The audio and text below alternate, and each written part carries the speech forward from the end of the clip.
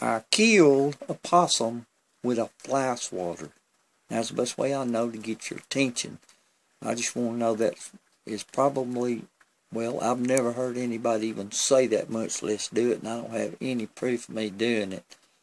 But, let me see, look. Yeah, here's the FLYswatter.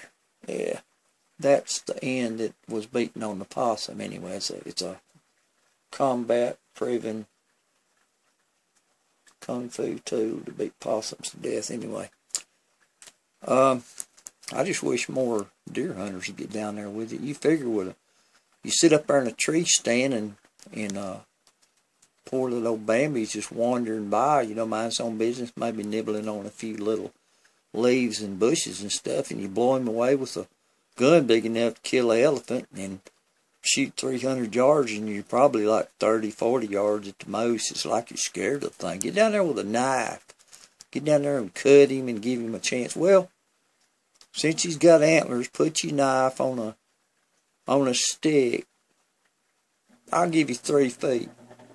No, 4 foot long. You put it on a 4 foot long stick, and that give you a little opportunity. Anyway, the reason that the possum started, I became a possum killer, is that, well, I have to go back to the skunk, I guess.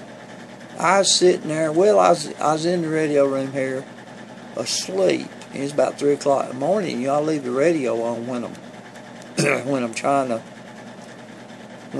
to sleep. It distracts me from the ringing in my ears and, you know, all the talking and the people and the craziness that goes on when you're trying to sleep. And it's just hard to do sometimes. Anyway, I leave the radio on, and something woke me up, and I said, well, what is that? Now, this thing's got a remote control, so I lowered the volume on the radio a little bit. It wasn't up loud, and I hear a little noise, you know, and so I turned the radio all the way down. I hear this like a pitter-patter up in the attic right above the head, and I done give them the whole house, and all I want to do is just stay out of my radio room. Now, you figure, I mean, it doesn't have to kill a rat snake in here, and had a mouse or two traipse through, probably running from that doggone snake that I had to kill, but that's just, let's go back to a skunk, I guess.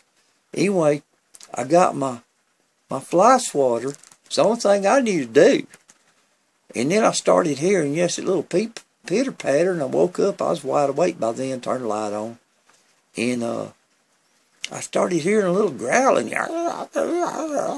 like it's 2 of them up there arguing or something. And then there's banging around and everything. And this went on and on. I kept trying to go to sleep, and well, I get up and I bang on the ceiling and bang on the walls, and that's how I knew there was a skunk, because I guess that noise kind of made them mad. They released a little bit of that scent, so I ought to know. And it's kind of a sharp, acrid smell.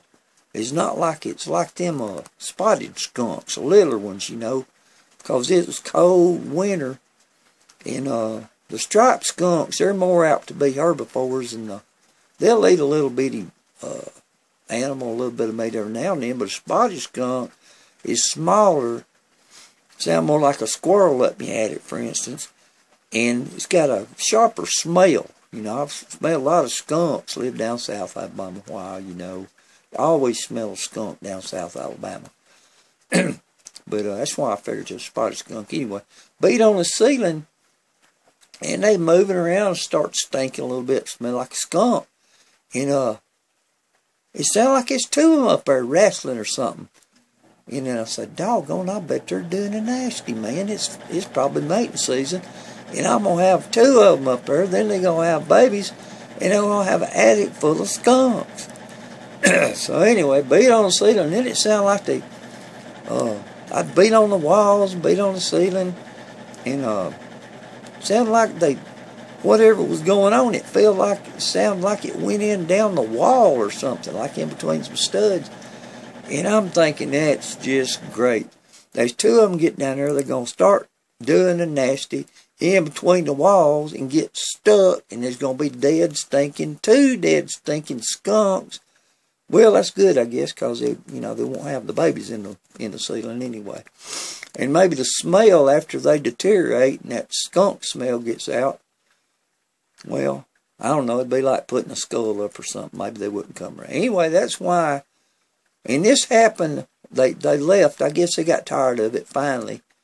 And they left. It was about maybe a week later, I heard them again. I beat on the ceiling and left pretty quick. I didn't hear none of the goings on, like, you know, the amorous activities or nothing.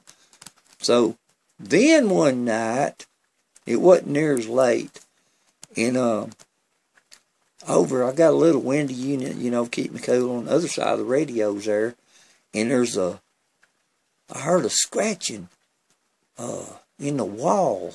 On the other side of that wall is the access panel behind the shower. Now you can see the floor.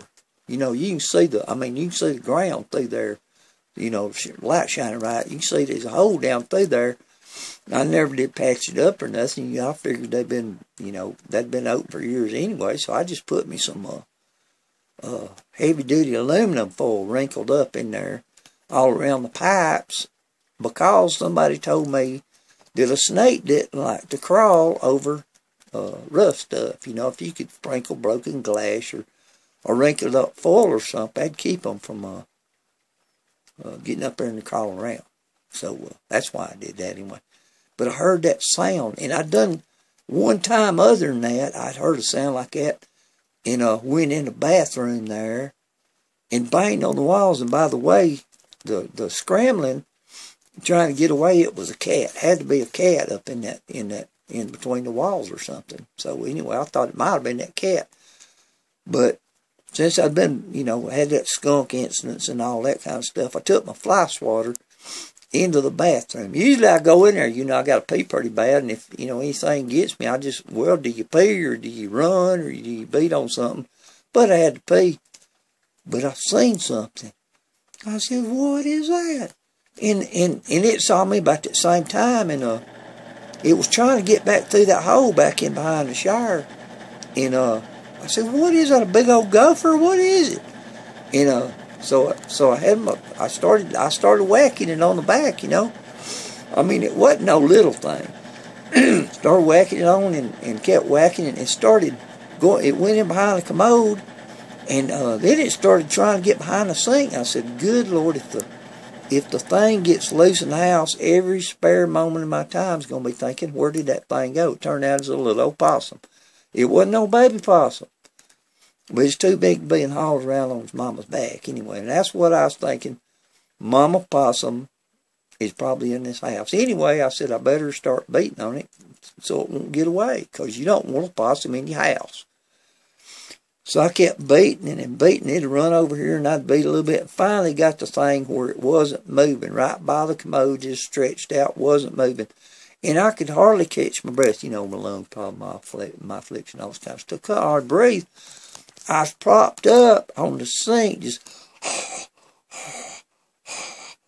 didn't turn loose my FLYswatter though, because that's the only thing, you know, by saving. But anyway, I was looking at possum going, if that thing is playing possum, it's done won. Because if that thing was to get up and move, there's nothing I could do about it. I mean, there's nothing, because it would have just won. So, playing possum. Anyway,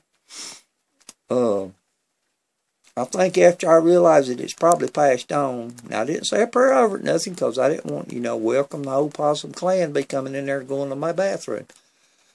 So anyway, I scooped it up in a box or something. I threw it out in the yard, and I said, well, that's good. I ain't got to worry about it. So anyway, that's that kind of well, then the next night, I hear that same scratching. I said, doggone, that possum is a ghost. It's come back to haunt me again. But in the meantime, I had taken this little piece of wood, and I wish I had it. I made it out of a 2x4 and cut it, you know, like this right here, and put a little handle on it so I could hold it and whack on like wood chisels and stuff. If you know, I called it my tattle whacker, but you know that makes people think, you know, it was my little whacker stick anyway. And it's what you beat on, you know, I beat on different things, and so it's softer than a hammer anyway. It wouldn't hurt whatever you use. Except it took out that little brother possum a whole lot quicker. And that's all I know is if you ever going to kill a possum, with a fly swatter. It's always better to have you something a little bit heavier. And I was really hoping that Mama Possum didn't bring them back. This last I've seen them, that's all I know. And good luck, possums. I just wish everything stayed out in the yard. And I ain't seen no. That's the last. I think that's the last creature I've seen coming through here, other than, you know, just little. I ain't seen no snakes. I've seen some flies. I had to shoot them away. But anyway, I killed a possum with a FLYswatter. Thank you very much. Bye.